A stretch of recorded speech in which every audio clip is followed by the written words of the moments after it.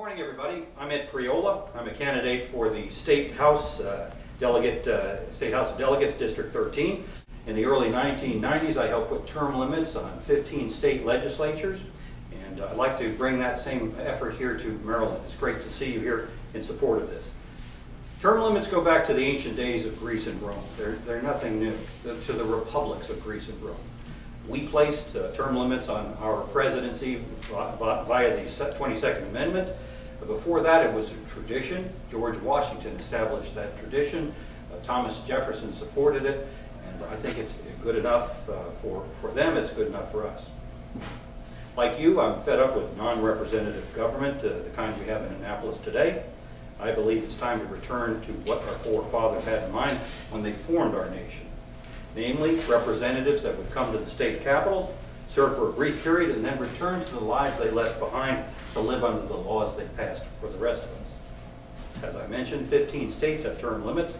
It's time for Maryland to do the same, and I hope that by our pledge signing ceremony today, we're going to begin the caucus of what will happen. We'll begin the caucus for the term limit legislation starting in January. Our modest proposal, so it's clear, is the same as we have for our state governor, 2 consecutive terms. Then you've got to sit out and live under the laws that you pass for everybody else. You can come back to that office after you sit that one term out, or alternatively, you can run for another office. A delegate could run for a senator, for example, a Senate position, for example, or vice versa. The point is that you get out, you get the experience, you live under the laws that you pass for everybody else. Rick Martel, District 12, Baltimore County, and Howard County.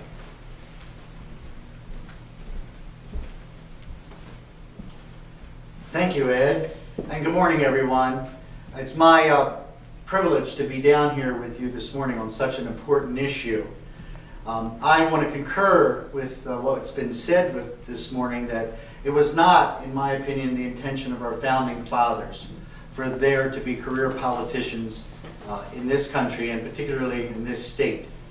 That they understood that people, once they're elected, and served a long period of time, naturally lose touch with the people back in their districts who are working and supporting their families in the regular either farming business, mercantile business that they were engaged in.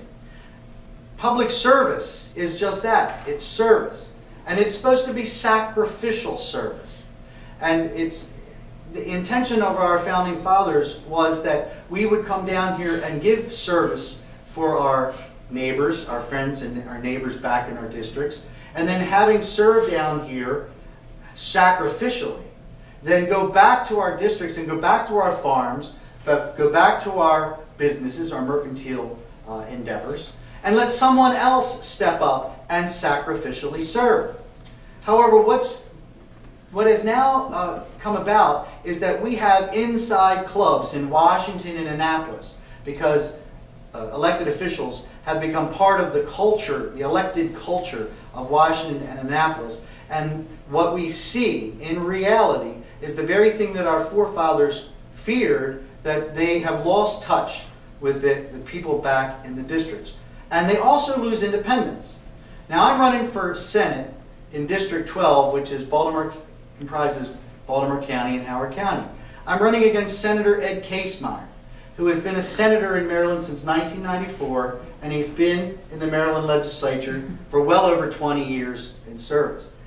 With the sad indictment of Senator Ulysses Curry, Senator Priola is now slated to become, and has already been named, the interim head of budget taxation. Last night in a debate in Howard County, Senator Priola actually made the statement that we only have a $1 billion deficit in Maryland, and that over the last 4 years, Marylanders really haven't been that adversely affected by the economy. I had to point out to Senator Priola that we got the good news. We only have a $1 billion deficit. We have 220,000 Marylanders who have lost employment in the last 4 years. Our unemployment rate is 7.3%, and that doesn't take into consideration those persons who have been unemployed so long they're not even tracked anymore. We've had 3,000 businesses go out of business small businesses go out of business in the last 4 years.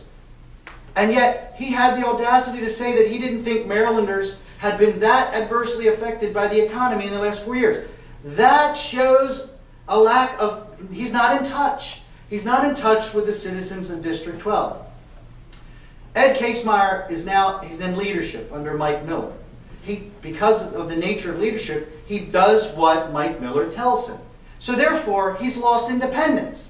That's another thing our founding fathers realized, that if you're down here for 20 and 30 and 40 years, you lose independence. So if, as I said in a debate with Senator Casemeyer, if he finds himself in a moral dilemma where he has to do what his conscience is telling him not to do, or what his constituents are telling him not to do, because he's in leadership and he has to vote a certain way, then I have called upon the citizens of District 12 to do Ed Casemeyer a favor and return him to private life, so that he no longer has the moral dilemma of having to do exactly what Mike Miller tells him to do.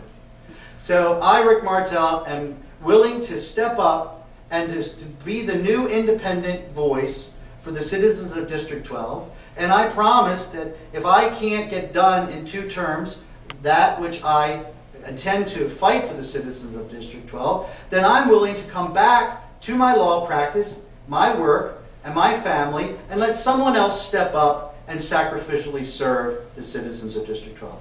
I'm Rick Martel. I'm running for Senate in District 12, and please check me out at pickrick.org. Thank you, Ed.